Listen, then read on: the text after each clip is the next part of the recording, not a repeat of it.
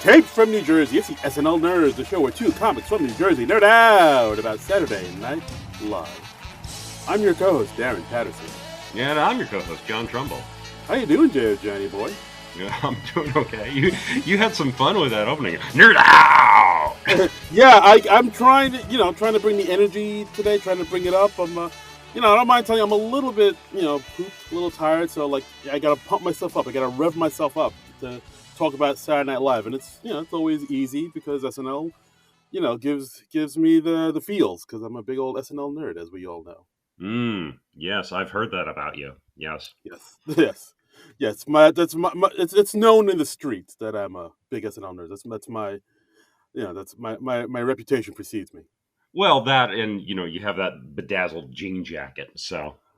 I do. Yeah. It's I think it looks lovely on me. It complements my physique.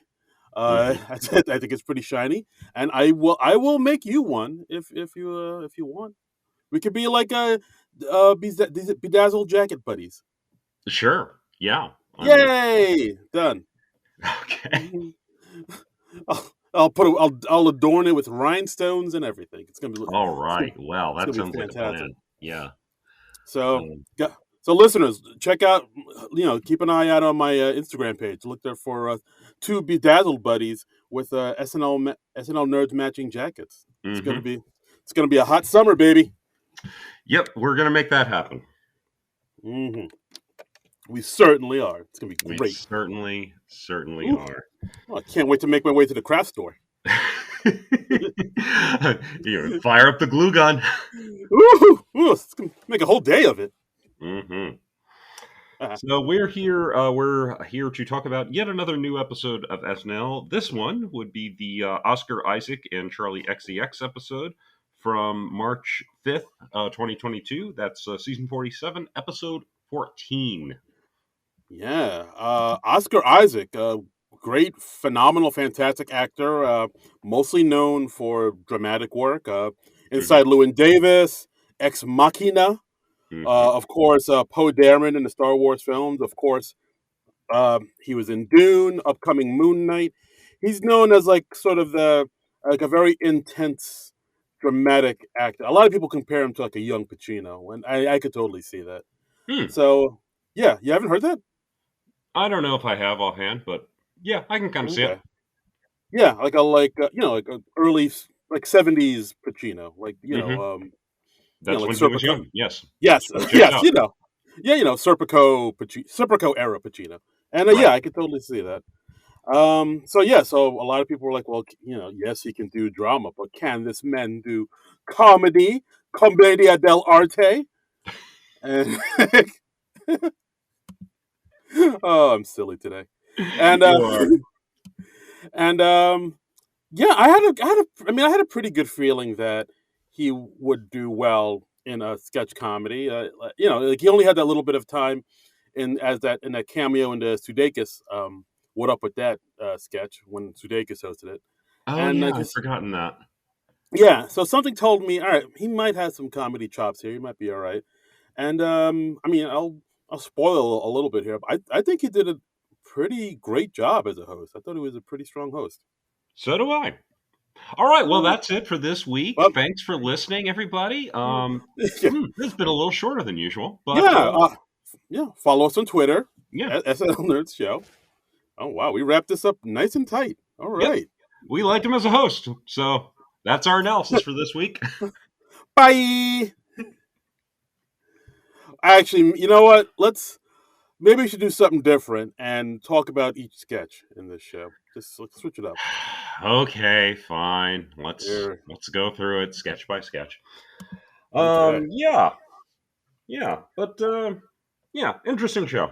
I didn't think it quite hit the heights of the Mulaney episode from last week, but let's get into it. Okay. All right.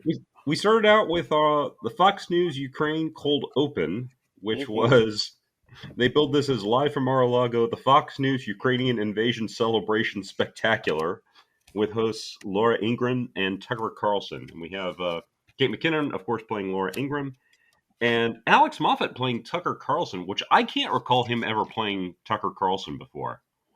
Yeah, this is.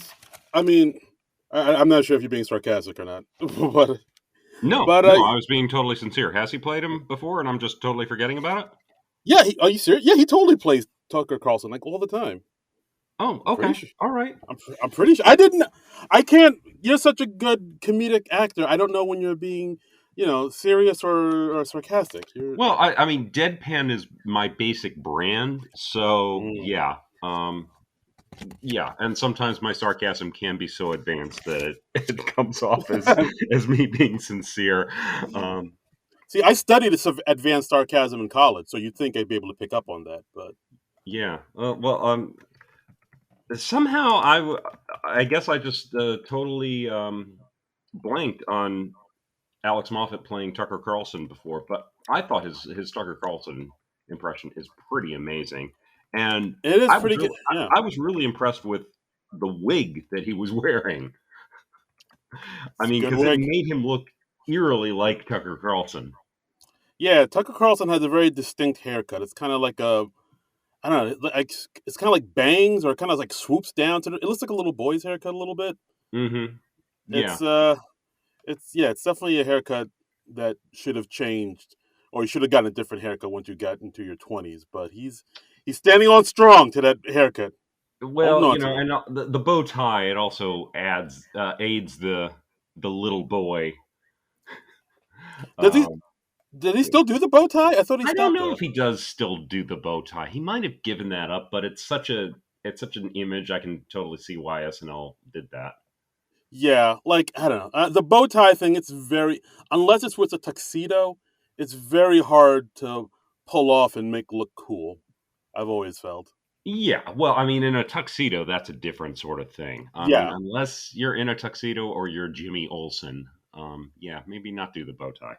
yeah. Unless you, like Jimmy Olsen, Roger Rabbit, he can pull it Yes, off. yeah. If you Uh, are a literal cartoon character, I will give you a pass on the yeah, bow tie thing. yes. Porky Pig, you're fine. You can Hmm. you can Yeah, rock that. yeah, absolutely, absolutely. Everybody else, not so much. But yeah, I was just so impressed with his Tucker Carlson impression, and I was thinking like, well, why haven't we seen this on the show before? But apparently we have, and I'm a moron. So Yeah, okay, no well, worries. yeah, thanks for pointing that out. No, no problem, buddy. Here to help. Okay, yay. Yeah, and so like they're basically sort of doing this like a telethon where they're raising money for the real people that need it, the oligarchs. Yes, yes, because of course that's who Fox is going to sympathize with, and Yes. that's basically what they're doing now. Is they're saying all this pro Putin stuff and all this pro Russia stuff, and I don't know. And just like, oh, Ukraine had it coming. I God, what's happening to our world? My God. don't know, man. It's so nuts.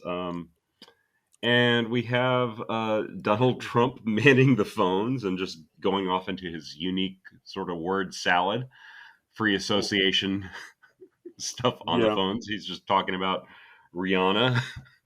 Rihanna being pregnant, and then Yeah. I think at one point he goes on rambling about bread, how it's his favorite food. Mm-hmm. Sure.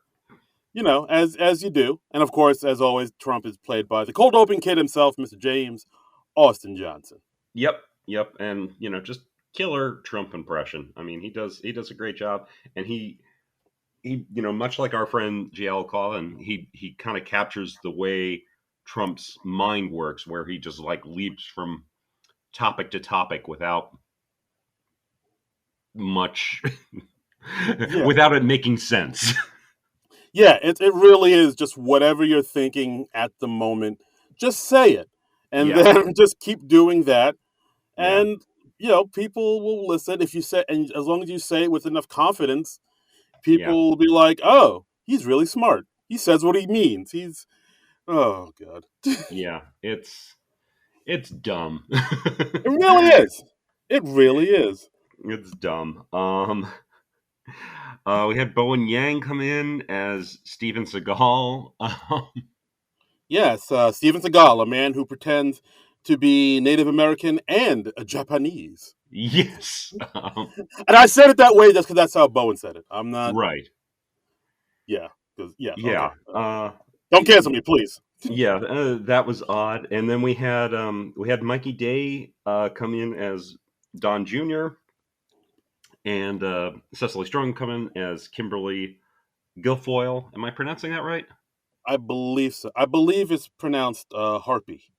Oh yes, okay, Harpy as Kimberly Harpy, and Yeah. and Mikey's Don Jr. was pretty great too. I mean, he's just obviously like he's got all that coked up energy, and he's just hopping around, and I thought that was Yeah. really great. Right, and of course the two of them sing the Shallows song from A Star Is Born. So Hmm. we get some singing Cecily right off the Singing top. Cecily, yes. And not to be outdone, Trump sings My Funny Valentine, To which, Putin. if we ever heard Trump sing My Funny Valentine for real, I feel like that is what it would sound like. Yeah, it was pretty spot on. Yeah, and like I feel like if Trump sang it, it would, like you said, it would be like that, and he would think he was nailing it. Like Yes. in his mind, he sings like Luther Vandross. Like I have no doubt. Oh, yeah. Yeah. 100%. 100%. Yeah. So I thought this was a pretty good cold open. I enjoyed it. Yeah, not too bad. It didn't go on too long. I think it's like around 8 minutes. It's 8 minutes. Uh, Didn't really seem like it. I was kind of surprised when I saw the time on YouTube. I was like, oh, okay. Well, that went by kind of quickly. yeah, Um, so which is good for a cold open. yeah, yeah. It was. I mean, it wasn't like laugh out loud hilarious, but it was. I thought it was decent enough. The cold open. Yeah. They pretty much stayed on topic because, like, that's another thing It I've didn't talked about. meander too much. Yeah. I Yeah, mean, exactly. it was basically just like focusing on the Russia Ukraine thing and making fun of the Fox News hosts. Right. And I think that's all it needed to do. And I thought that did it very well. I thought the performances were really good. Yeah, yeah. So, so far so good. Hmm. All Hmm. right. So far we're doing all right. We're doing all right. So far, all right. Next, we have a monologue from our host of the week, Mr. Oscar Isaac. I like the line about he said he was originally asked to host in 2015, but he decided to wait until after the pandemic. And SNL was like, "What pandemic?" So I like that Yes. Oscar Isaac knows the future. Yeah, like I think right off the rip, what I liked from this monologue is that Oscar Isaac, like, automatically you see that he has a good sense of humor. He's able to Hmm. sort of laugh at himself. Like he even talks about how he kind of knows that people he looks like sort of ethnically ambiguous. Like Yes. he's like right off the top, he said that joke. You know that joke: a priest, a rabbi walk into a bar. Well, I could play any of those guys in that joke because like Right. Right. you don't quite know what he is, but he looks kind of ambiguous enough. He could play like any At least by ethnicity. Hollywood standards, yes. Yes, absolutely. Yeah. And another thing that they do in these new monologues that first time hosts have done was like they introduce themselves to the audience and they talk about their background a little bit. We learned he grew up in Miami. We Hmm. learned his full name is Oscar Isaac Hernandez Estrada. Right. And So he told Hollywood, pick any two of these names, and they went with the whitest of the two names. yeah, I know. I don't know. Oscar Estrada sounds like a pretty cool name too. I'm surprised they didn't go with that, but I don't know. Maybe I just like the last name Estrada. Maybe that's just Well, me. then he'd just be fielding constant questions about if he's related to Eric Estrada. You know what? That's a good point. Yeah. Constantly bombarded by Chip's questions. Makes Yeah. sense. It's true. Yeah. So we also learned he's half Cuban, half Guatemalan, and then he does this thing with I thought was like a really cool little segue where he talks about how now he's now going to be joining the Marvel universe in Moon Knight, and he says, but before that, I actually was in a movie called The Avenger, not the Avengers, the Avenger, Right. singular. Which was a movie that he wrote, shot, and directed when he was a 10-year-old living in Florida. And they actually showed clips of this. And it's quite amusing. Yeah, I mean, it's always going to be a home run when you see like old photos of cast members or hosts when they were kids. but just add on to that actual home movie footage. That's automatically going to warm everybody's heart. Everybody's gonna be like, Hmm. "Oh, look at him, the little baby Oscar trying to kicking down a twig," and a scene where he's walking past the pool, and you can clearly see his best friend's dad in the background cleaning out that pool. That was what killed me, was just the guy's dad cleaning the pool in the background. Yeah. Hey, Mr. Ferguson. I mean, that was great. It's like, he either can't wait to shoot in 5 minutes, or his dad has to clean the pool at right that moment. Both of those things had to happen at the same time. That was very funny. Dad, Um, you're ruining our movie. I also like God. I also liked how Oscar Isaac said that he had to actually sign a licensing agreement to show clips of his movie on the show. So now NBC Universal owns his movie The Avenger. I I see a gritty reboot coming up. I mean, I just love that concept. That's hilarious that the legal department actually made him do that. Yeah. I do wonder, like, if the whole movie is like up for streaming somewhere on Peacock. That would be great. He did make a joke about that. That would be funny. I would watch that entire thing as long as it wasn't too long. I have things to do. I can't. Well, if it's more than like a half hour long, I think the novelty would wear off. Yeah, I mean, I can't see a 10-year-old's movie being longer than like 30 minutes. I'll give it a good 20, and yeah, I think that's the right length for it. Because, like you I said, can I got shit to do.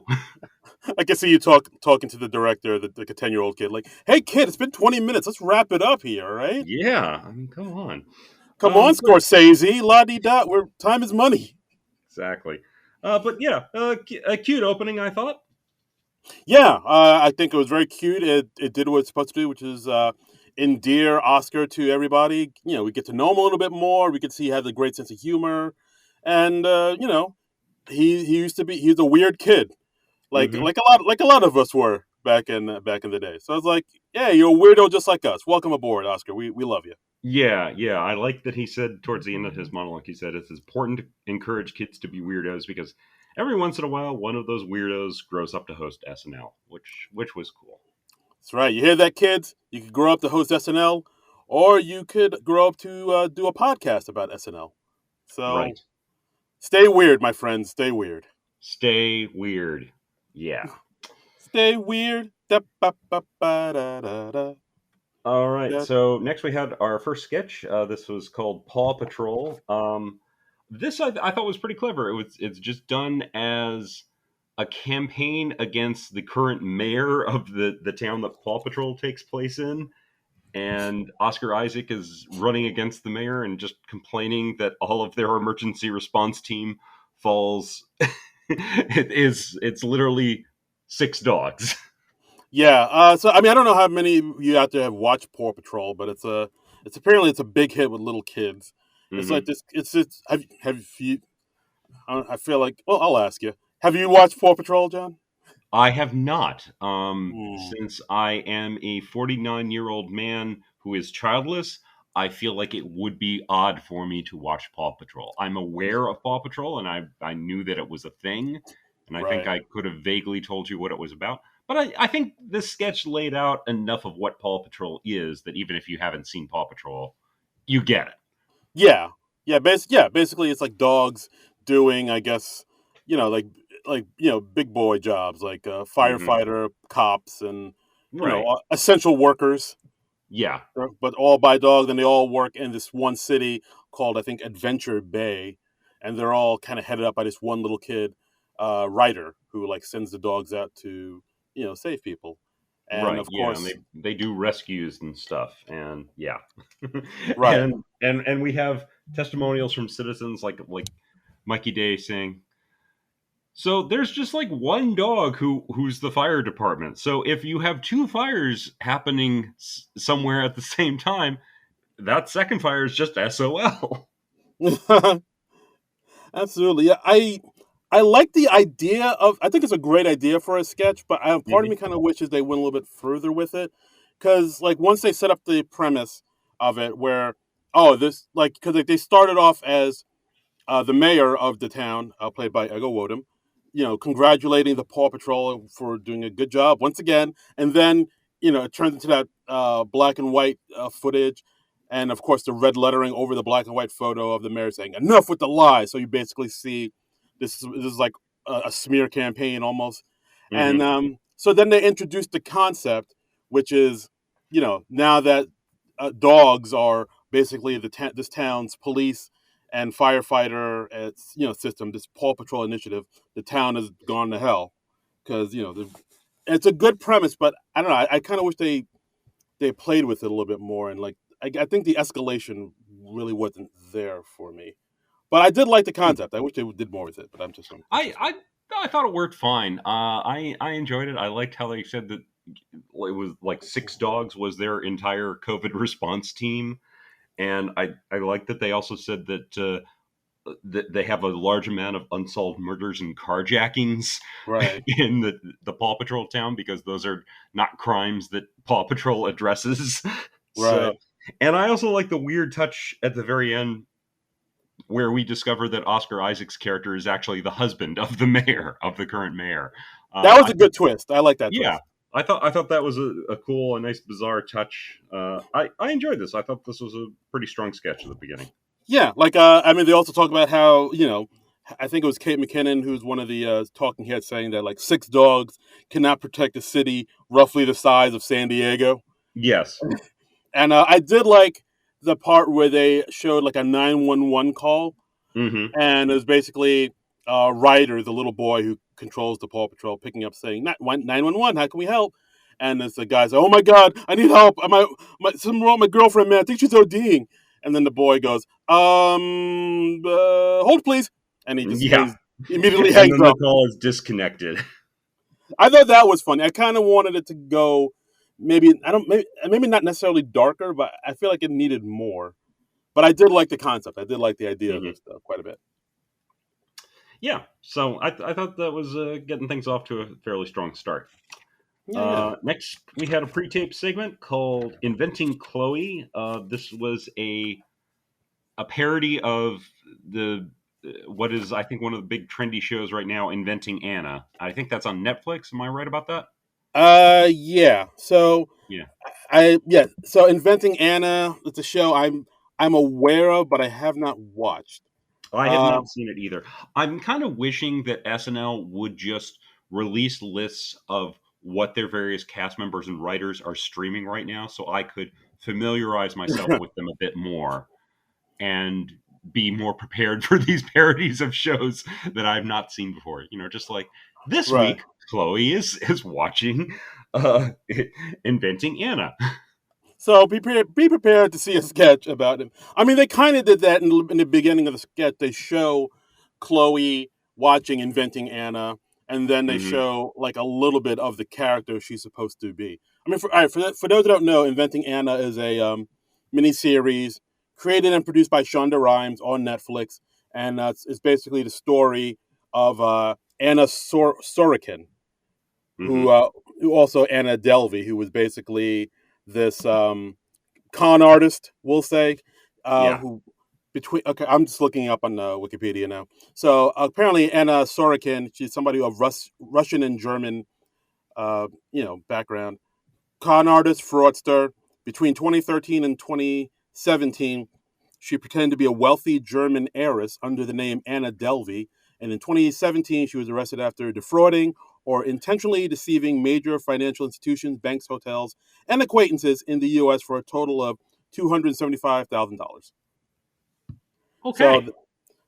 so like a real nice person. Right. Right. So sounds like a really good person. Yeah, one of the best. But by the way, at the beginning of this, I mean, it just starts out with Chloe sitting in her dressing room watching the show, watching Inventing Anna, not SNL. And I have to say, Chloe's dressing room apparently it's beautifully decorated. Yeah, Um, whoa. I was like, wow, that looks so wonderfully homey and stuff. And Chloe, if by any chance you're listening, I'd love for you to redo my apartment. Or, I mean, because Yeah, my goodness, that looks wonderful. yeah. Fix my life, Chloe Feynman. Yeah. Yeah, zhuzh my place up. Throw, Exactly. throw around some throw pillows and some decor if you could. Mm-hmm. Mm-hmm. Yes, she has a lovely aesthetic. I She would has, just like to say. yes, she Um, has an eye. She has an eye. she has an eye. So yeah, and so Chloe, uh, she sees Andrew Dismukes coming by with a sandwich, and she starts like gaslighting him in the style of Anna Delvey to give him her sandwich, give her his sandwich. Right. Like, so she puts on the Russian German accent. Like, that is my Hmm. sandwich in your mouth now. Yeah, yeah. You're mistaken. That's my sandwich. And the next day she comes in like to SNL all made up like Anna, and she's just going around and just stealing power and ordering expensive things and doing all that stuff. I liked Right. when she goes up to Michael Che and she's just like, Lauren says that I'm hosting update now. And Michael Che is just literally like, okay, cool. And then he immediately gets up and leaves. I And thought, yeah, yeah. I thought I that was just the love funniest the part. idea that Michael Che has a rolling suitcase behind the update desk at all times, so he is ready to leave at a moment's notice. I thought that was the funniest part of the sketch. The fact that Michael Che is ready to abandon the show at the drop of a hat. Yeah, That, yeah, that's very on brand for Che. I love that. That was very funny. I thought this was a funny sketch. I liked at the end when Kate McKinnon comes in. She's just like, "You've been delvying everyone today." I like that they were making delvying a verb. Yeah, I hear you. I thought the sketch was all right. I feel like I would have liked it more if I knew, if I watched Inventing Anna and I was more, Hmm. no, I knew who the character was more. You know what I mean? Like, I Right. think it's one of those things where, because, like, all right, well, with Paw Patrol, I was able to get enough of of what they put in the sketch to enjoy the sketch, even though I don't watch Paw Patrol. With Hmm. this sketch, I feel like you really need to see Inventing Anna in order to enjoy it more. Yeah, it It's would much give you more broader. context for it. I mean, I was all I knew was that it was about a con artist who like either stole somebody's identity or was like gaslighting people. I mean, I knew enough to get it. Yeah, I knew enough to get it. I was like, okay, I get it.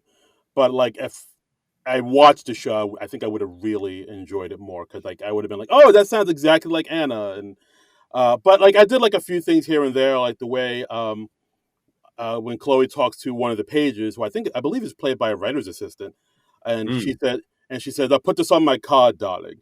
And then yeah, the page says, "This is actually this is actually an MTA card," and she just right. run it again, Yeah, like things like that. And of course, the runner of how the page keeps asking Chloe, "Hey, uh, so do you have that money you promised me? Because like I've actually gotten into some trouble with it through the cops, and like I really need it." And of course, it ends with him getting arrested by the cops. yeah, yeah. That was cute. I enjoyed that. Yeah, yeah. But yeah, I thought the sketch was okay, but I feel like it's a sketch where you really need to watch Inventing Anna in order to really to have it really click with you. Fair enough. Yeah, but other than that, that was okay. Okay. Okay. So, I Okay. mean, basically, you just like me, you would have liked to have gotten Chloe's Netflix playlist Yes, beforehand, so you could have been familiar with what she was watching. absolutely. Chloe, just do like a screenshot of what's on your Netflix queue Hmm. for the future shows. So we can like, all Yeah, right, we have our homework. We got to watch this.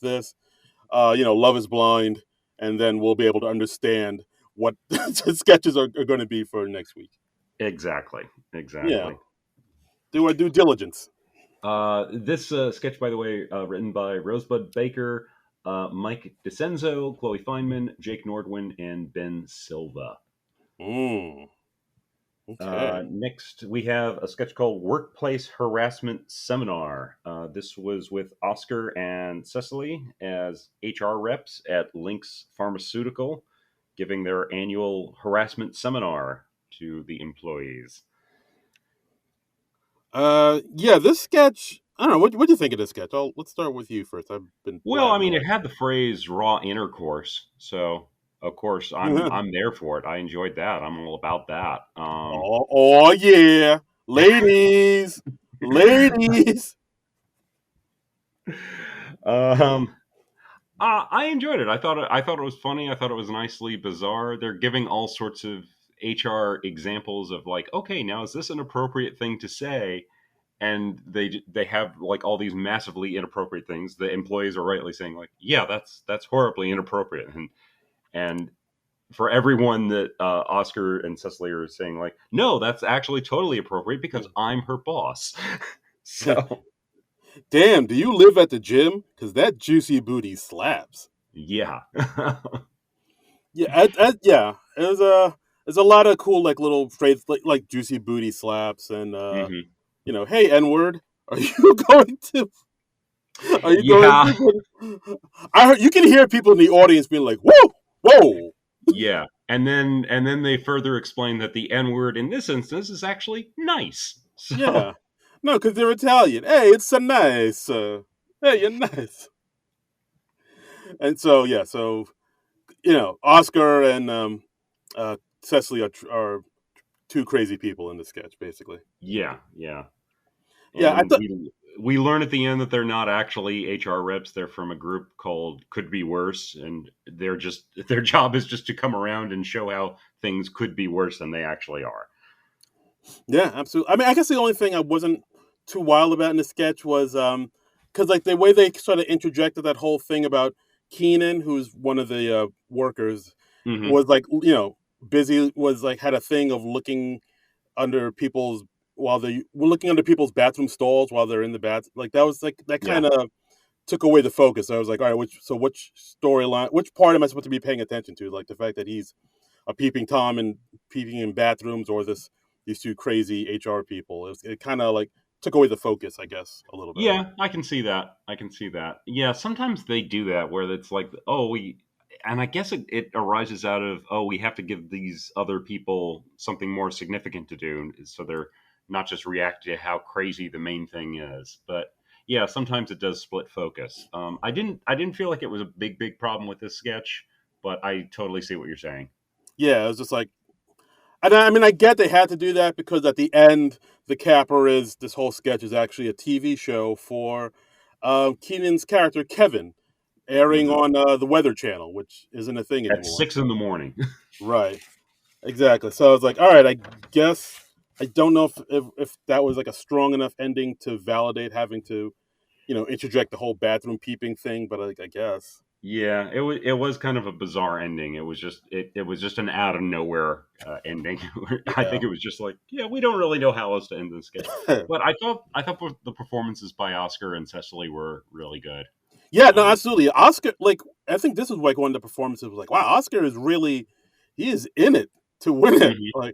Like at one point when he's talking to, the coworkers, and I think he's talking to '80s character, I think it's played Barbara, and I think he also mentions Kevin, played by Keenan. It was like, wow, Kevin was right. You are an uptight bitch.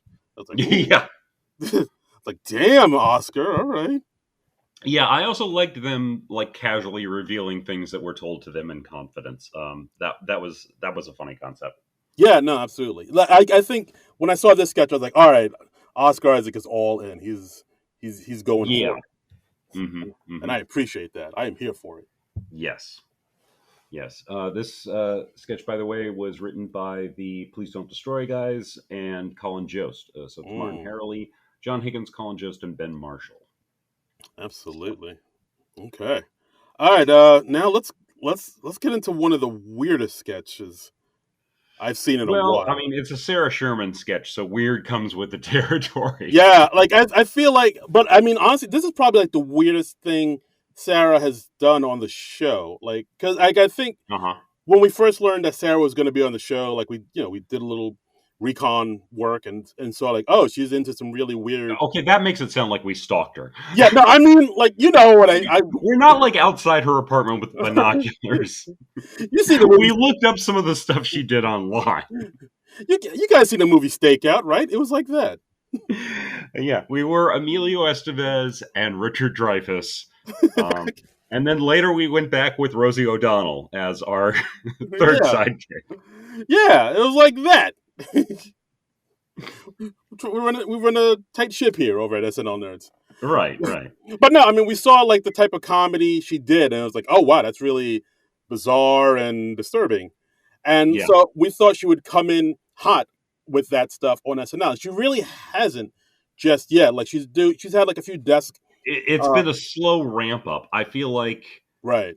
yeah, I think SNL just kind of had to integrate her a little bit more, and I feel like we're going to see her get weirder from here on out.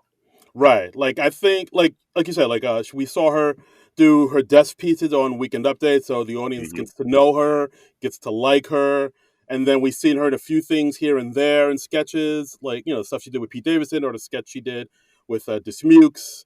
Um, and we've seen her in a few, even in like a little bit in Please Don't Destroy sketches. So we're slowly warming up to her as a person, and I think this sketch is introducing us to who she really is. So, Hmm. and yeah, this sketch was I wow. This is bizarre. It's Sarah and Chris Red as a couple on a date. They're on their third date, and they seem to be bonding. They're vibing, and they're like, "Oh yeah, we've had 3 excellent dates." And Chris Red just says, "Okay, well, I mean, since we've things have been going so well, maybe you can answer for me. Why do you always wear that green scarf?" And she takes off her green scarf, and we discover that there is a meatball person on her neck. It is a Yeah, meatball growing out of her neck, and it's a meatball played by, I think it was Oscar Isaac was the first one. yeah, it was. It was like yeah, she has like, and it's the little skin tag, the meatball size skin tag. Hmm. It sings a little song, Right. and I was like, wow, that is odd. And at first, and I think Chris is like, oh, that's okay. And then he also notices that she has like little hands coming out of her top. So she's like, "Yeah, I have another one down here." And of course, Right. I think that might have been like '80s face on another meatball size skin tag. And And then we discover that she's basically covered in these meatballs. She has them at various places throughout her body, and right, they're very musical, and they're singing a song. And she's like, "Oh yeah, I find that once they get started, it's best just to let them go, and then they tire themselves out." So yeah. So then we're treated to these meatball size skin tags singing a little song about who they are and their names. Like one's named Jim, and it is the trippiest, most oddest thing I've seen on SNL in quite some time. It's yeah, particularly this early in the show. yeah, like this is totally like a 10-1 sketch. So to Hmm. see this early, I was like, wow, all right. Okay. Okay. It's definitely an eye opener. It's definitely not humdrum in any way, this It's sketch. out there. It's out there. Yeah, this was co-written by Sarah Sherman and Dan Beulah, and wow, yeah, it's an odd one. It's almost like if like David Cronenberg wrote a comedy sketch. Yeah, yeah. You don't get a whole lot of body horror in your late night comedy sketches usually, but I feel like with Sarah Sherman, because she seems to trade in the gross out type humor a lot, we may be seeing more of that. Yeah, like And and I and at the end, Chris Red is accepting of this. I mean, as accepting as you can be, and then they kiss, and then she's like, "Oh right, yeah, I forgot to tell you, it's extremely contagious." And then we have a like close up inside of his mouth, and we see that his uvula has now become a meatball person. Babs is uvula. Yeah. So Yeah, so and also we also see the musical guest Charlie XCX is also one of the meatball people living under her armpit playing a guitar. yes, Yeah, what did you think of this sketch? I really want to I get mean, it's odd. It's I wouldn't say it was like the funniest of the night, but I didn't think it was unfunny.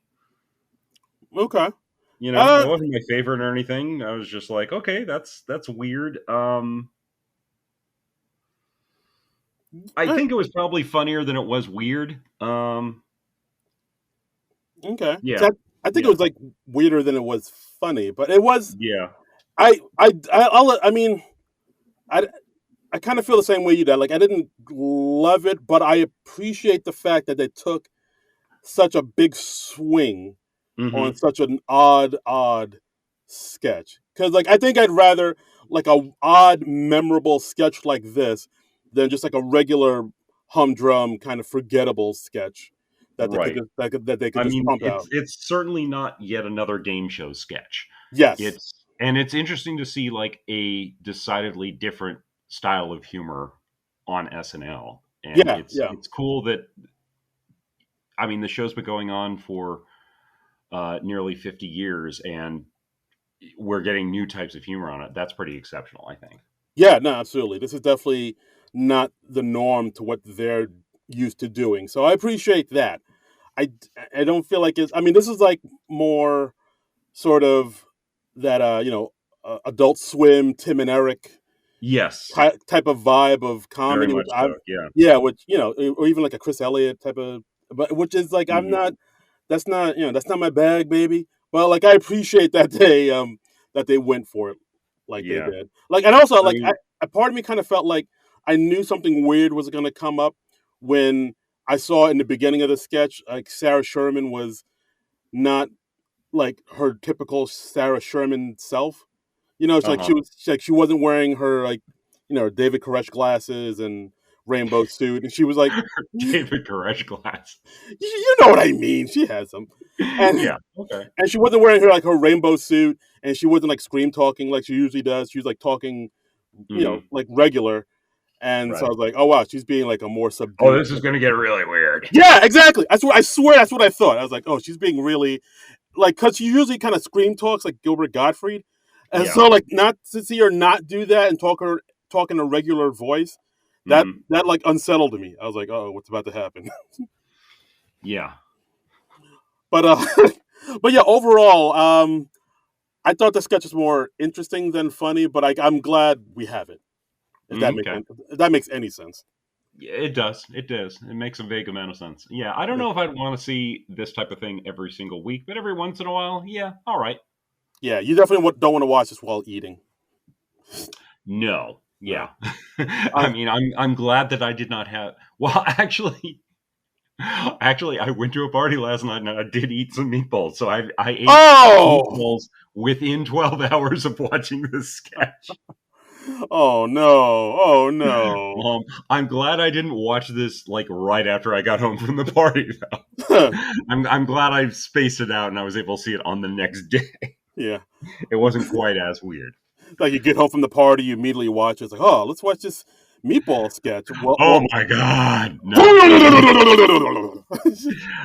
You have to. There had to be somebody out there who was eating a nice spaghetti dinner Yeah. during this episode. I hope they didn't show this at the Olive Garden or anything like that.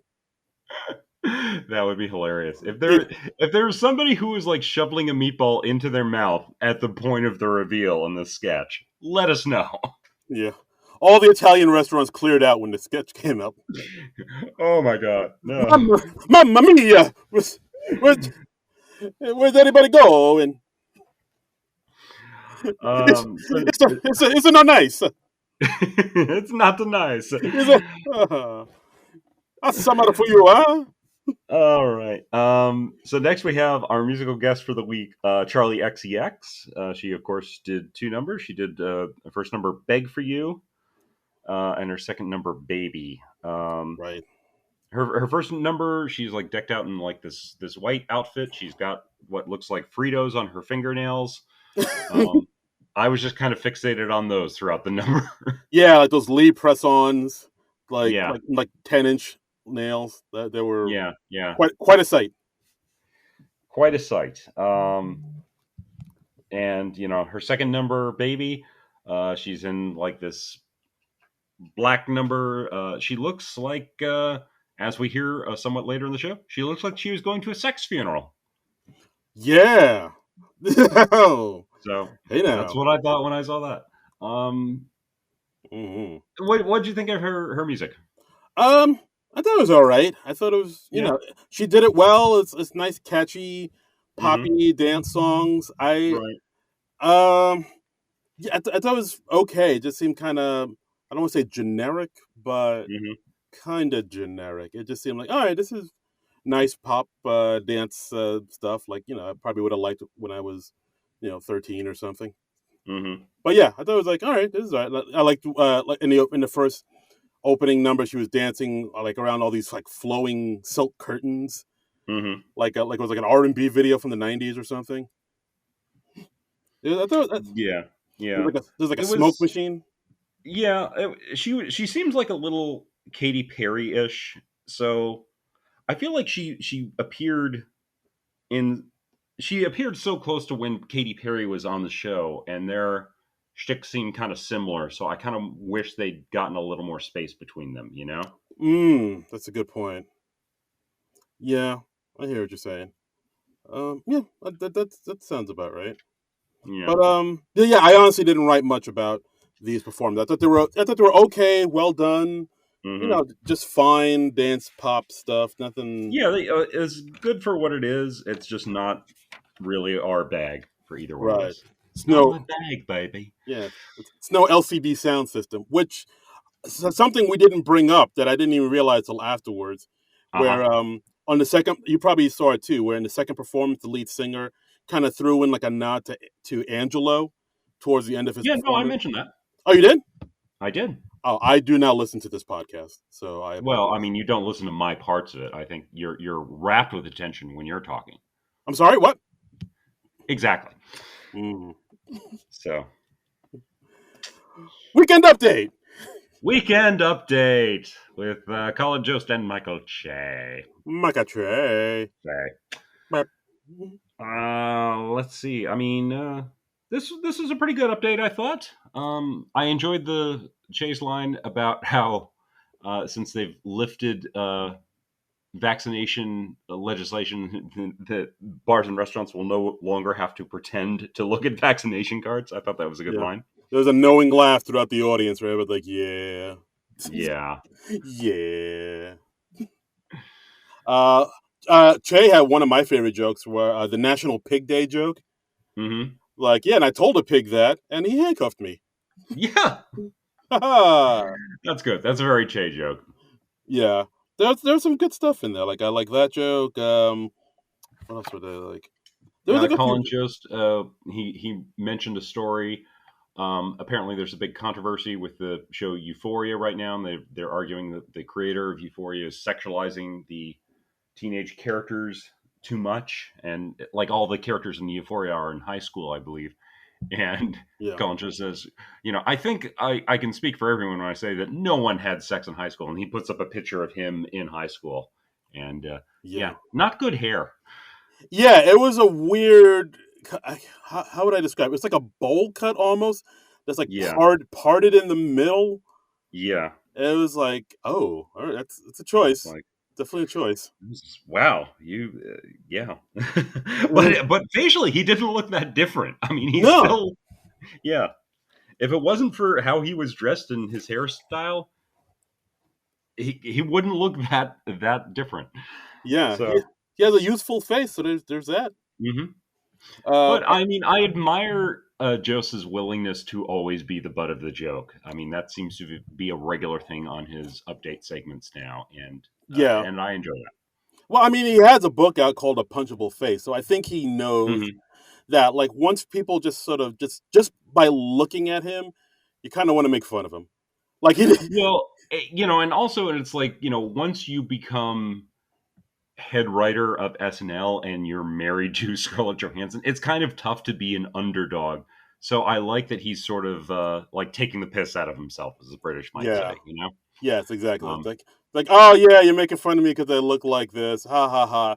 Well, I'm just gonna go back to my penthouse mansion in the sky and make love to Black Widow. So, ta ta, paupers. yeah, yeah. So yeah, you got to do something to get the audience's sympathies on your side Yes, when absolutely, you're in that position. Um, absolutely. so kudos to Colin Jost for being a good sport about that. Here, here. Um, for desk segments, we actually had desk segments back this week. We had Ooh, Kate McKinnon talking about Florida's "Don't Say Gay" law, which is, oh my, how insane is that? man. It's God. We're going backwards, people. Like we are. Florida and Texas, what the hell is going on with you guys? I mean, Like, God damn. no, look, nobody expects you to be the most progressive states, but can you join the late 20th century at least? Yeah, like Good God. they're literally this close to taking away women's right to vote. I'm pretty sure it's like on the docket I for next mean, year. this is how. Um, oh God, I'm blanking on the Handmaid's Tale happens. Mm, yeah, This is how the Handmaid's Tale happens. I'm 90% certain. yeah, it's pretty. I mean, guys, if you don't know about the "Don't Say Gay," look it up. It's. I mean, if you're any type of decent human being, you'll be disgusted by it. Yeah, and so Kate McKinnon, she had a good slant on it. I liked how she talked about how back in the 90s gay was synonymous with bad. It was like, considered an insult. Oh, that's so gay. And she was saying like, well, it's great that they won't be able to do that anymore, so this is cool. And then Colin just sort of straightens her, no pun intended, straightens her out on what the law is, what the bill is actually about. And just, this is basically just like, you can't talk about gay people. You can't mention the word gay. I mean, they're just trying to get rid of gayness as an abstract concept, which is just, oh my God, that's insane. God, that is Christ Almighty. What's that? Oh, yo, yo. Yeah. Yeah, and of course, Kate hears this, and she has like little bit of a meltdown, as you would. And Hmm. I don't know. I thought this. I mean, the way Kate goes like, what? The way she said it was genius. Mm, I'm not doing justice to it, but it was just that great dazed what? mhm. Yeah, like she was trying to wrap her mind around it in the moment, Yeah, and it's just like, what is this? And yeah, yeah, and it's just her being, disgusted and bummed out by that something like this could pass, and the fact that you can't acknowledge that gay exists at all. Like, right. I mean, she's of course says that that's the gayest law she's ever heard of. I mean, Yes, yes. Uh, Good segment. I thought it was nice, short, to the point. Didn't belabor the point too much. Well done. And, it's Kate McKinnon. How can you not love it? yeah, at this point, like, I feel like as soon as she gets on camera, people automatically like applaud and love, like even before she's even done anything. Yeah, People, yeah. people are like, She's just so lovable. "Yay!" Yeah, People are like, "Yay! It's Kate. There she is. She's there." yeah. Yeah. I So mean, I think it's safe to say that if you dislike Kate McKinnon, you are a horrible garbage person. fair enough. I'll go. Yeah, I'll go sign that. yeah, exactly. I mean, See, now that bill I'll sign. yeah, if somebody told me that they did not like Kate McKinnon, I was just like, ooh, okay, well, just lowered my estimation of you as a person. I hope Yeah. that you have other good qualities, because that sure isn't one. Yeah. It's like saying you don't like pizza. It's like, what? Exactly, What's wrong with you? exactly. Kate McKinnon is a fucking delight. Kate McKinnon's a fucking delight, says John Yeah. Trumbull of SNL Nerds. I will co-sign that again. That's right. This segment, by the way, co-written by Allison Gates, Kate McKinnon, and Celeste Yim. So nice job, ladies. Yeah, well done. And I got a second segment. We got Ego Wodum as Mm-hmm. Pauline, the wary mother in her darkest hour, which is a Yep. character she played on the Elon Musk episode, the episode which we dare not speak its name. I must have blocked that out because I did not remember her doing this character before. Did It, did Alex Moffat do Tucker Carlson on the Elon Musk episode? Is that why I you don't. don't remember it? I wish he did. I wish Because some. honestly, after that episode, after we recorded our podcast on that episode, I got one of those little Men in Black memory eraser devices, and I called over Will Smith and Tommy Lee Jones, and they were nice enough to come by and just be like, and yeah, memory erased. Can you give me that card so I can have that? So I Oh can. yeah, absolutely. We'll talk Okay, after the yeah. show. Because like honestly, like no joke. like a couple days ago, I found myself just thinking about that episode, and Uh-huh. I got angry all over again. Like that episode made me so mad. It's like that guy when you say Niagara Falls around him in that old Abbott and Costello sketch. Uh-huh. Uh-huh. It's like that. I was just like, God damn that episode. Niagara Falls. Go! Slowly I creep inch by inch, step by step. Yes. It's like, oh, Musk! Like as soon as that Gen Z hospital sketch. What the fuck was that? It was like when Steve Martin in Dead Men Don't Wear Plaid, when someone says cleaning woman, you just go berserk and you start strangling the person closest to you. Yeah, like I Yeah. punched a hole in the wall. Like I was Yeah. inconsolable. This is why we don't tape together in the studio anymore. Yeah, yeah. We got kicked out of non-pro studios because just too many holes in the wall. Yeah, yeah. And Darren just strangles too many people. Yeah, they can't. They can't. They're tired of hiding the bodies. I can't. They're like, guys, Yeah. we can't. We can't with this anymore. We can't keep burying bodies. It's become a problem. It's become a problem. It's, Um, yeah. so Pauline, weary mother in her darkest hour, she's talking about Rihanna's pregnancy, and Pauline is like a real pregnant woman. So she's not all glammed up pregnancy like Rihanna is having, Yeah. where she looks like she's going to a sex funeral. Yes, of I course. like that line. I just find that an amusing line. Sex funerals. That's a good name for a band. Anybody out there? If It you're looking, really is. Excellent name for a band. Sex right. Funeral. I would go see that band.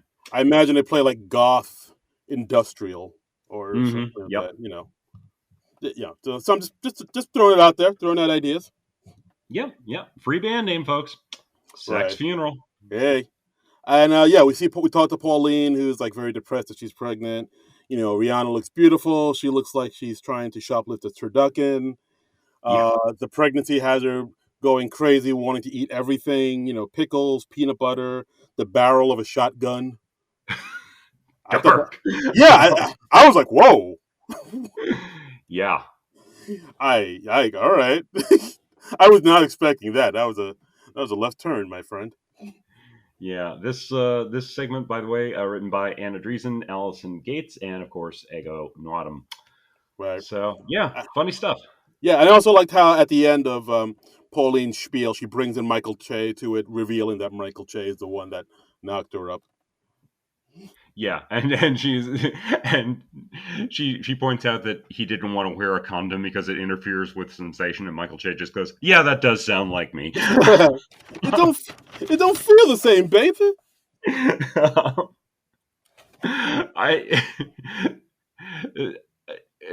Michael Che just quickly agreeing to stuff tonight was probably my favorite stuff in the evening, of just him immediately being like, "Yeah, okay, you can take over update. I'm gonna head out," and like, "Oh yeah, no, I totally told you not to that I shouldn't wear a condom because it interferes with sensation."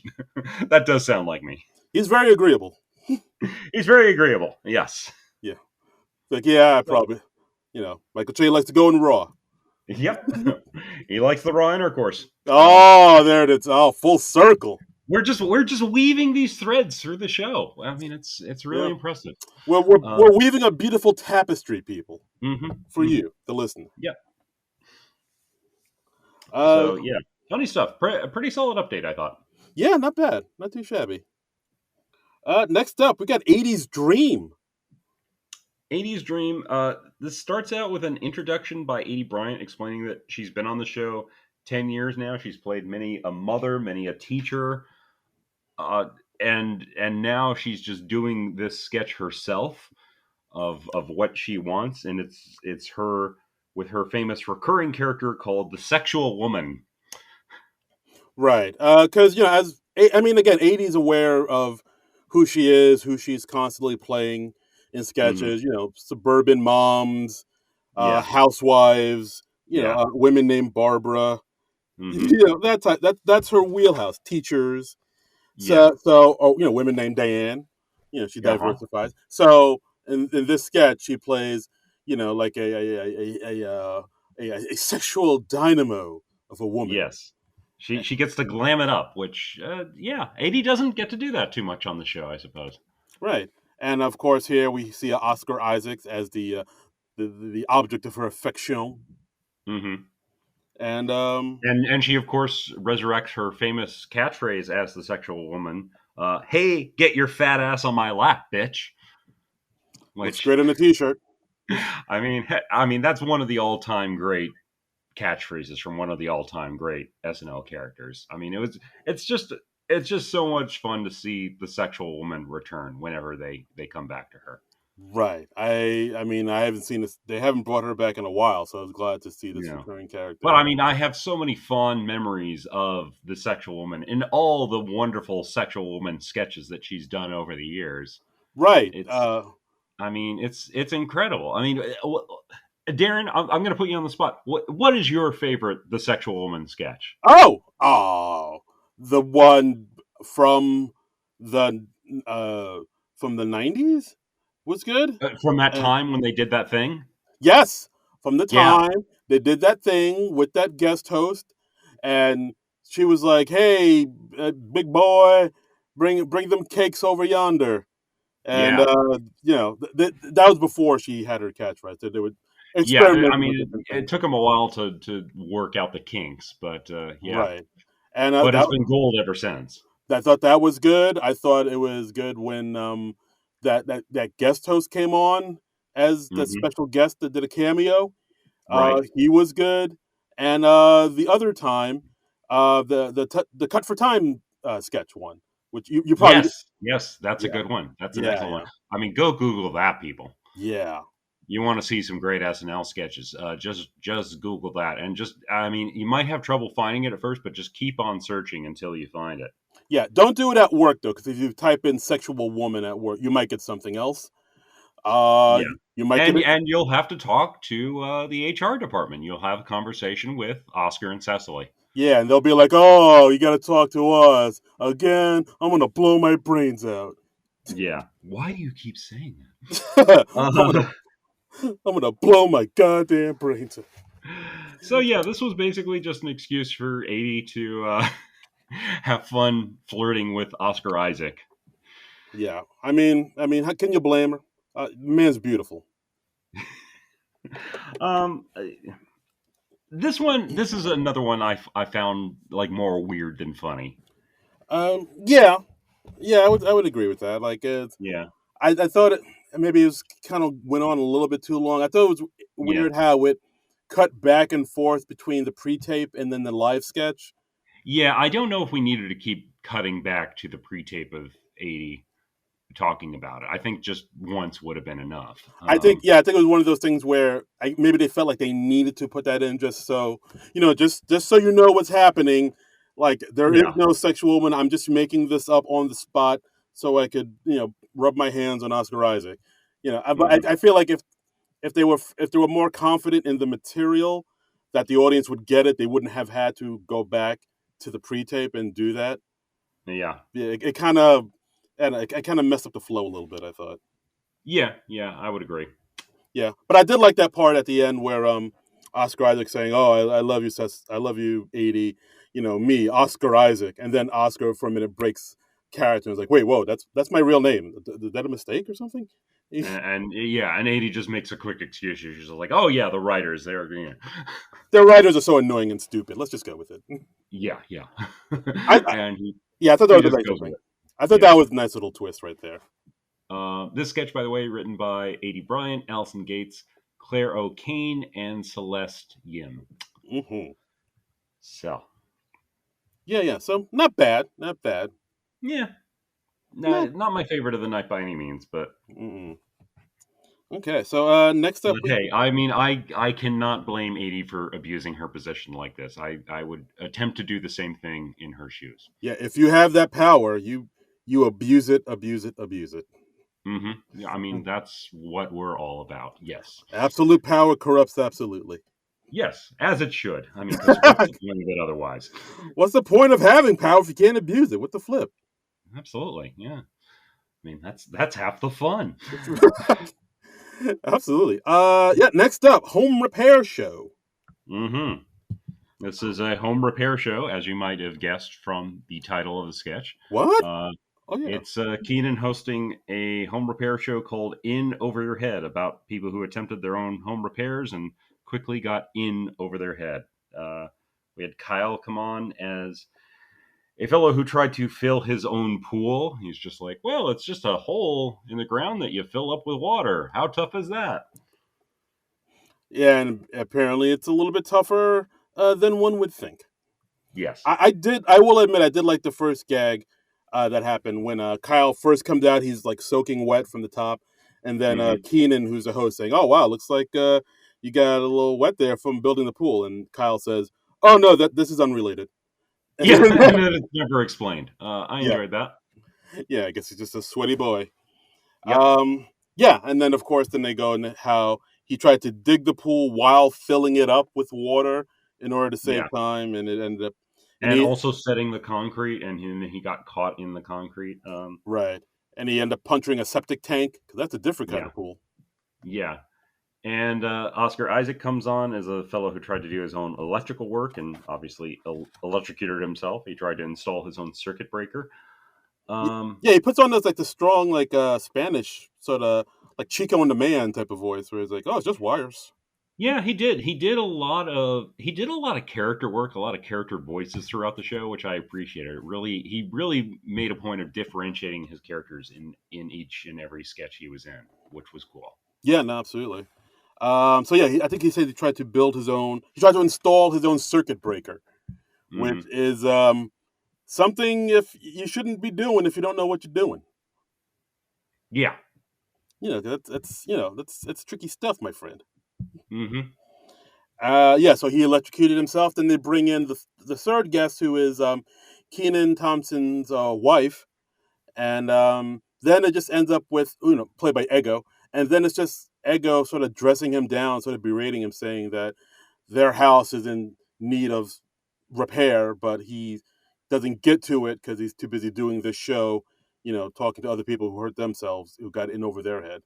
And then she points out, like, yeah, this toolbox isn't even a real toolbox; it's full of beer, and these tools aren't even real tools; they're just like tools. They're just chocolate shaped like tools. Yeah. A weird swerve in the last bit of the sketch. I thought that was just very odd.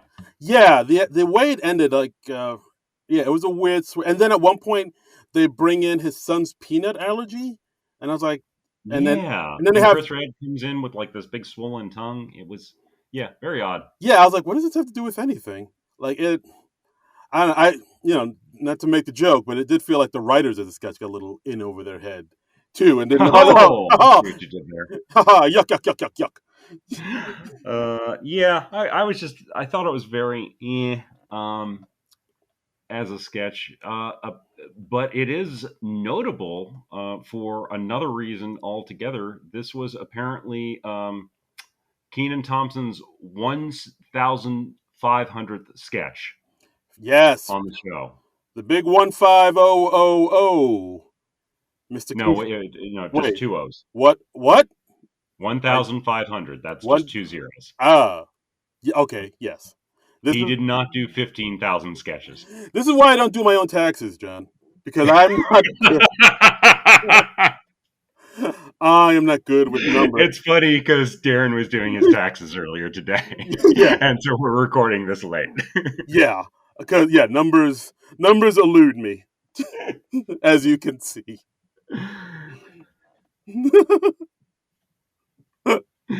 But that's an accomplishment. That is quite the accomplishment from Mr. Keenan Thompson. Yeah. So congrats, Mr. Keenan Thompson, for Yeah. another 1,500 sketches and another 15,000 more Yep. Uh, numbers. is he gonna do another 15,000 I don't see. more? That seems like a lot. I don't see him leaving the show anytime soon. It could happen. Yeah, no, probably not. Yeah.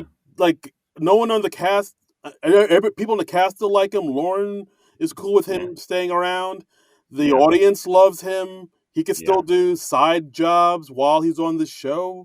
No, Yeah, he has a sitcom, and if you don't leave like when you get your own sitcom, it is so weird. There, yeah, there, there was some article I saw recently that was saying that it's not really like it used to be, where like you got a hit movie and then you left the show and you did movies, or you got a sitcom and you did that. Now people just stay with the show no matter what.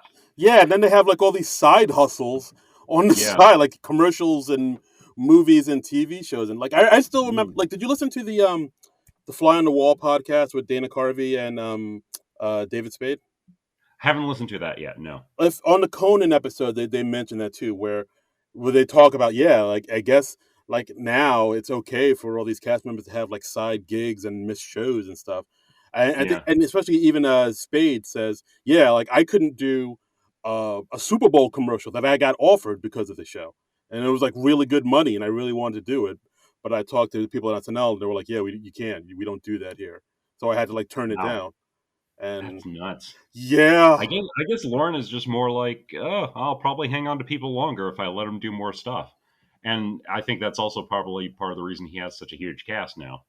I guess so. Yeah, I guess it's just I mean, they can afford to lose people from week to week. So, like, Pete Davidson can go off and do Suicide Squad.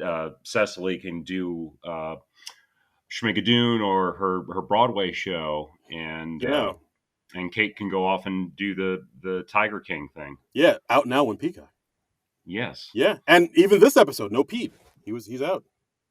No Pete. No, yeah, he was. I forget why he was missing, but he's off doing some Pete Davidson thing. Yeah, he's. Okay, I'm not gonna say it. I Okay. I haven't Is really. it something involving Kim Kardashian? Yes, Okay. but I didn't say it because I'm a gentleman. Okay. All right. All They're right, still dating, right? I They're believe. still a thing. I believe so. I believe they're. Okay. You know, in el flagrante delicto. Okay. Well, good for them. Yeah. What were we talking about? Oh, the home repair, house repair sketch. Um, Yeah.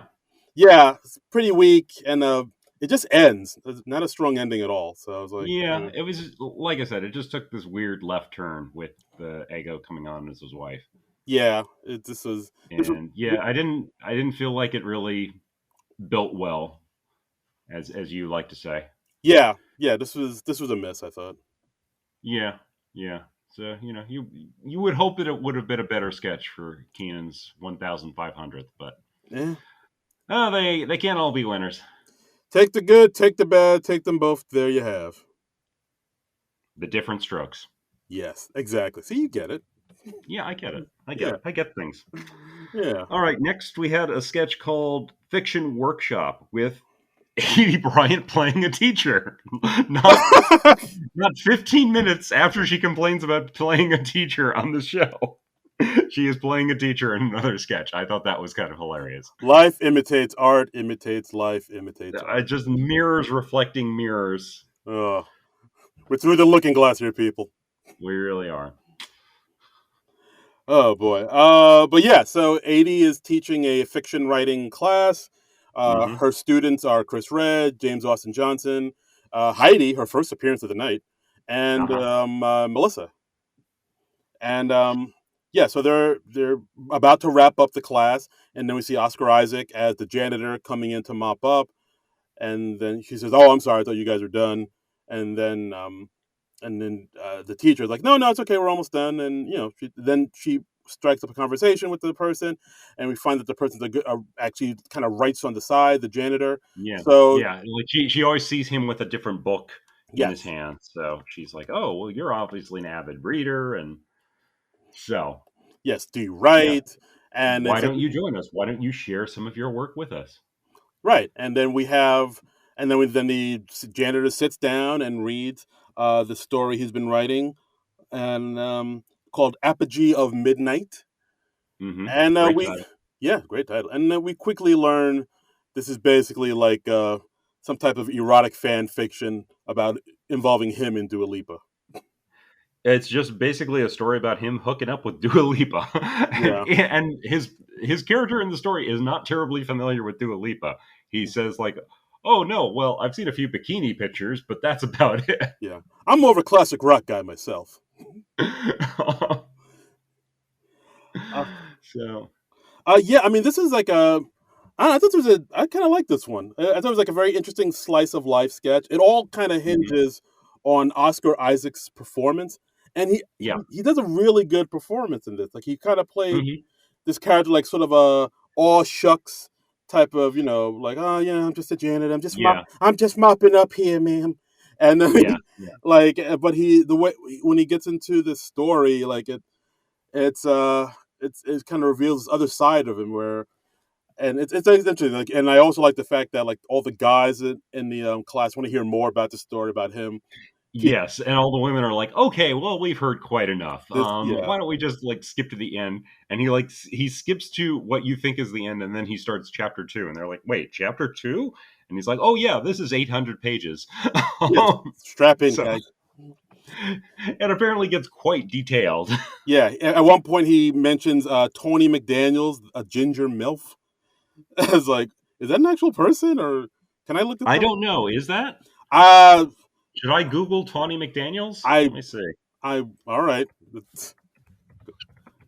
I'm now curious. Okay, Tawny. Okay, well, the first things are Tawny McDaniel's SNL and Tawny McDaniel's Reddit. all So right. Proceed with caution. yeah. Um, and somebody on Reddit saying I can't find the Tawny McDaniel's subreddit is Tawny McDaniel's a person?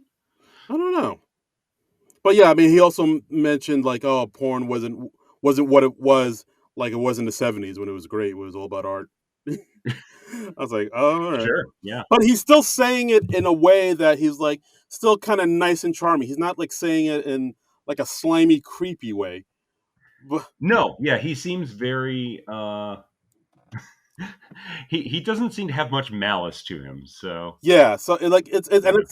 it is a very fine line to walk with a character like this, where like you could like it's very you could fall into the trap of him kind of coming across like a sleazy lech, but Yeah.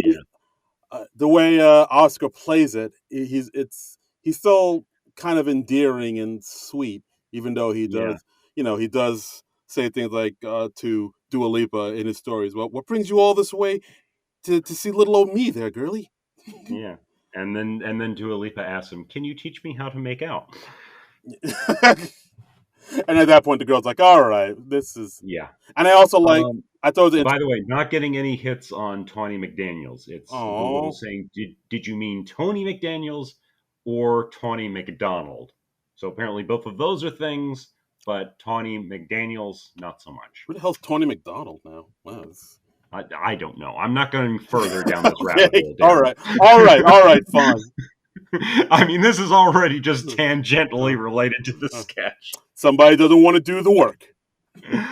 But hey, if there is a Tawny McDaniels out there, just know that there's a janitor who looks like Oscar Isaac who wants to have sex with you. So hey, So, hey, there's a pick me up. hey now. And yeah, that's pretty much it's an interesting sketch. Again, it's a sketch that pretty much all hinges on Oscar's performance, and I think he does it Yeah. really well. It's like a nice little interesting way to close out the night because like I usually thought, yeah, I thought it was an odd sketch, but like you, the performances are what made it for me. I think the performances elevated it a level or yes, two. absolutely. So, I thought this yeah. was a fine little like slice of life sketch. I'm surprised to see it at the end of the show. This could have played maybe earlier in the show, but I don't know, either way. Well, I mean, the end of the show, that's when you want the weird stuff. And this was, I think, weird enough to go at the end of the show. Uh, So, yeah. but dude, like Meatballs was way weirder. Well, yeah. If we're comparing weird, I think Sarah Sherman's stuff is always going to Yeah. take that prize. She is always going to be the weirdest person in the room. We're comparing apples to meatballs here. Exactly, Uh, exactly. Um, so there was also one more cut for time sketch called Arrow Toilet, which is of course up on the SNL YouTube, as are all these other sketches. Please watch them, won't you? Um, And yeah, Arrow Toilet. This was a sketch that was written by. Oh, well, actually, we don't have writer credits for this. So Aw. I'll just make up some writer credits and I'll say it was Kate McKinnon, Kyle Mooney, and let's say Dan Beulah. Fair Yahtzee. Yeah, I'm just pulling three names out of a hat. But yeah, you three, you officially wrote this sketch now. Congratulations, guys. Yeah, congratulations. So it's Kate McKinnon, Oscar Isaac. They're hosting a party, but Oscar's a little bit worried about so many different people using their toilet, and if the septic tank can handle it. But fortunately, Kate has from the makers of the Aerobed, Aero Toilet, the inflatable guest toilet. You can go to the bathroom in. Yeah, yeah, and pretty much them. It's Uh, exactly what it sounds like. yeah. It's a lot of people shitting into an inflatable toilet. Yeah, and it's a toilet in the middle of the room, no walls surrounding Right. you, and like people seeing you, in your most intimate of moments.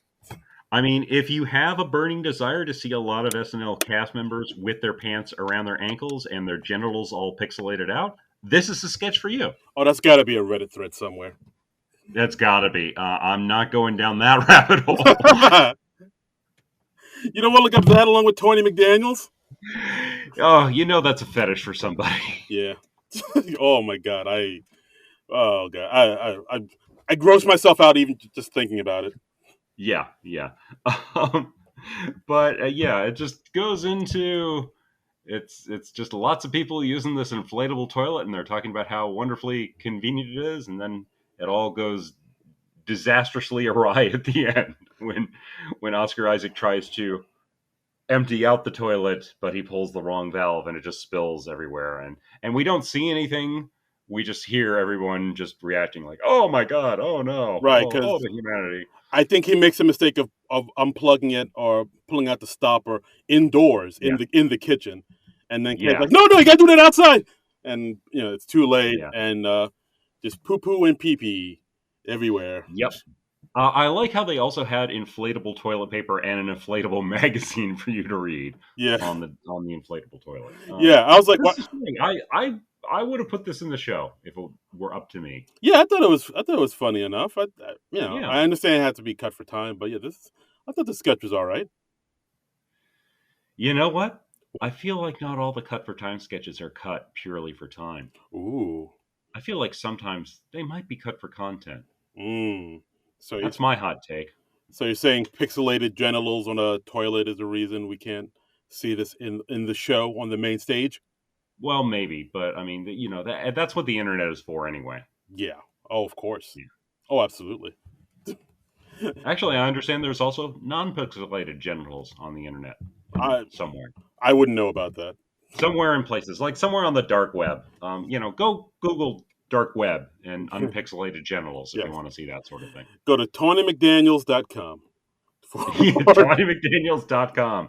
All sorts of unpixelated genitalia on that. Hey. That's a fine site. But yeah, I enjoyed this. This was funny. Yeah, not too bad.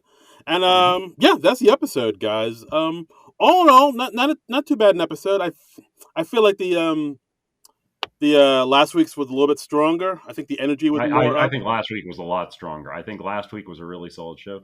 This one, it never really rose above okay for me. But I liked what Oscar Isaac did a lot. I think his performances elevated a lot of the material. Yeah, him I would definitely like to see come back again and host. Like Sure. he brought it. He like it's like you said, like Yeah. there were a bunch of sketches where I feel like if anybody else had done them, they would have been okay or maybe even not that great. But I think Hmm. he kicks it up a notch. He's able to He like did. bring up a lot of sketches out of He mediocrity. Emerald Lagassi'd it up. Bam, Yeah. pow, Yeah. Yeah. blap, Yeah. whip. That is what he did. Yeah, he whipped it like Batman fighting in the '60s.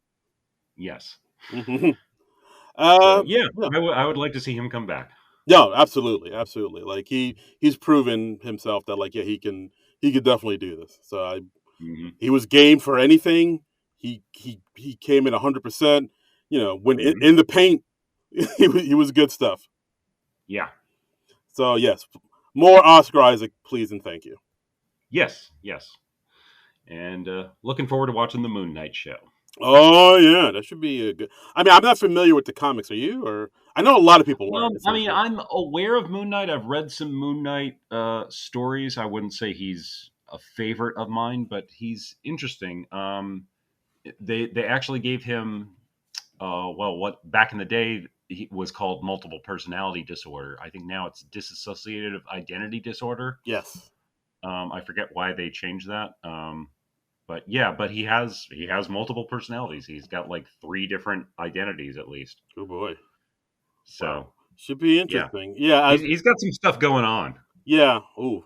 I mean, as far from what I've heard, like this is pretty. This character is pretty much a deep cut in the world of Marvel. So I enjoy the Yeah, fact that like Marvel is. I feel like DC should really. I'm going a little bit of a tangent here, but I feel like yeah, DC should definitely do that too because like they really need to. They have a wealth of characters who have not even had a movie yet that they could and should yeah. go Well, I to. mean, I think DC certainly with like Peacemaker and that they're going for more obscure characters. They're starting to So now. Yeah. as long as James Gunn is doing stuff with him, we're going to see some obscure DC characters. I mean, the man put Polka Dot Man in a movie. So God bless you, James Gunn. You're doing the Lord's work. we love you, James Gunn. Hmm. You're doing the Lord's work. Next week on SNL, by the way, we have Zoe Kravitz from the new movie The Batman Hmm. and Rosalia as a musical guest. Yeah, So, should be good. Zoe Kravitz, Lisa and Lenny's kid. mhm. Yeah, she's kind of on the rise now. Her star is definitely escalating. You know, She's playing Catwoman in the new The Batman movie. yes, I have Selena. not seen The Batman yet. Have you? Not quite yet, but like I hear many, many, many, many good things. People seem to be liking it. They seem to really be digging the Batman movie. So Yeah, yeah, like I'm looking forward to seeing that. Hopefully sometime soon. yeah, I've seen a lot of people like right off the rip compare it to the Dark Knight. A lot, like I mean, if you go online, you automatically people say, "Oh, just as good as Dark Knight, better than Dark Knight." I'm like, all right, let's hold your horses. Let's like, Well, I don't know, but we'll see. I mean, hey, it's possible. It's That, possible. that's a high bar to cross, but we'll see. We'll All see. right. So hey, let's find out what you folks thought of this episode of SNL. We got some tweets. We got some We went up tweets. to the SNL Nerds Twitter account, which is at SNL Nerds Show, and asked folks, "What did you think?" And we got a few responses. We got Mikey with two E's, who says, "Really enjoyed this episode. Seemed to continue with the same energy as last week, but take it all a bit further. Hence, we got to see a kind of weird Sarah sketch. Thought Weekend Update was really strong, and the cold open and monologue were decent too, but wasn't too hot on the Kean uh, DIY sketch." Yeah, that sketch was definitely. I agree with that, Mikey. That I sketch think was. that was one of the weaker sketches of the show. Oh Yeah. yeah, for sure, for sure. Yeah. It kind I of just think it had petered out. potential. That it had some amusing moments, but yeah, it didn't send me in a big way. Yeah, it kind of just petered out, and it was just like it kind of just Yeah. ended with a fizzle and a shrug. Yeah. It's like, yeah. Monette Marati, long time, first time, friend of the Hmm. friend of the podcast. She says this episode is a good example of how the host coming in with a philosophy of just throw anything at me and I'll commit can lead to great material, as opposed to when Defoe came in with the same mindset, and the sketches were all the same joke. Hmm, Hmm. it's a fair enough assessment, I guess. Yeah, I. I'm trying to think back to the Defoe show. Like the main sketch I remember is the one where Geppetto just wanted to masturbate. Um, That's just a. I don't know. That's a funny sentence. I yeah. mean, there was that. There's the tenant meeting. Oh Uh, yeah. No, I like the tenant meeting sketch. tenant I meeting enjoyed sketch that was one. good. There's like a bunch of other sketches Yeah. where we could tell he was definitely game for anything and everything, but the material just kind of wasn't there. Yeah. So Uh, what else we got? all right. So next we have from Boardman Gets Paid at Lahat Helion. That's how I'm reading it. It says, "Hey guys, thought I would take a break from fearing for humanity and comment. Hope your relaxing weekend. Caught up on the John Mulaney episode. It was hilarious. Loved every sketch. The next musical piece they do with him should be Floor Pizza to Hamilton and Moulin Rouge. Mm, Well, it's he's got ideas. oh wow. Yeah, Lehat He Lion. Maybe you should make your own uh, Broadway sketch with hot ideas like this. It's got some ideas. Yeah, Yeah. this kid's got moxie. Mm-hmm. And finally, we heard from Tired at Please Stop, Yeah. Please Stop 2022. Yes, Love that handle. That's a great Twitter handle. agreed. Liked it a lot. Cecily and Oscar were great in the sexual harassment sketch and escalated great. Chloe was great in her sketch and got shine with her voice work. Squirm got to be squirmy, and 80 Yes. really got to gaslight Oscar. Everyone was very on point. Yeah. Yeah, fair enough. What was your favorite sketch of the show, Darren? I don't think we've really covered that.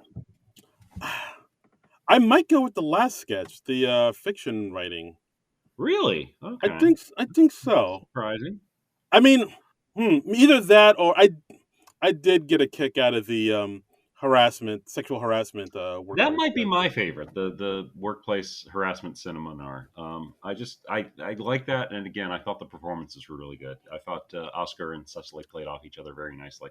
Right, and I know, yeah, I would say maybe it's a tie between those two sketches, the sexual harassment workshop and the fiction writing. There's something charming about that I really dug. And I think I would also have to give a tip of the hat to Invented Chloe. I thought that was a lot of fun. All right, Yeah, not too and shabby. again, Chloe, if you want to redecorate my apartment, standing offer. That's right. Yeah. Name your price. No price is too high, Chloe. Many prices are too high, Chloe. I see. Okay. Well, I do not have a lot of money.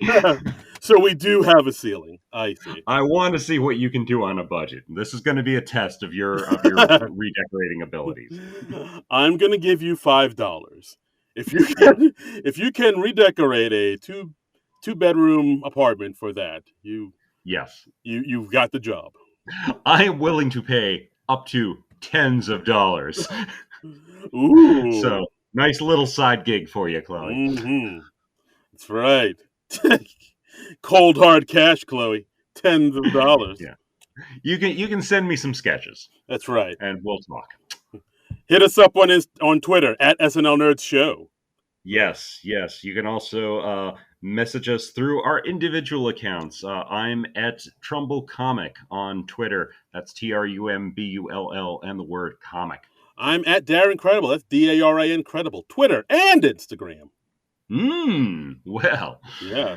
So, and again, you can follow us at the show page at SNL Nerds Show, and go over to Non-Productive.com and check us out over there. Check out some of the other shows on the Non-Productive Network and contribute to our Patreon.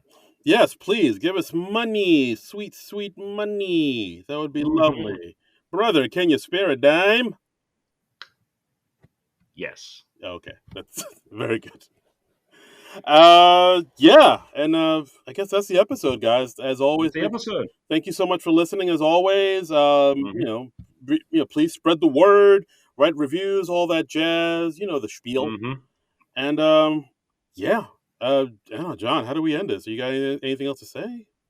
I think, I mean, the only way we can end it, just peter out gradually, and yeah.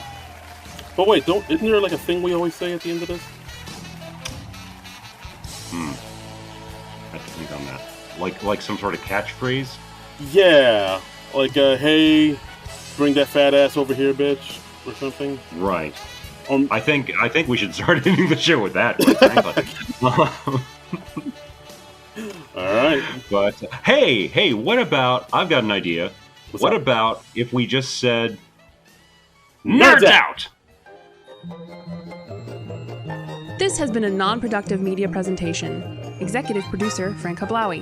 This program and many others like it on the Non-Productive Network is distributed under a Creative Commons Attribution Non-Commercial No Derivatives license. Please share it, but ask before trying to change it or sell it. For more information, visit non-productive.com.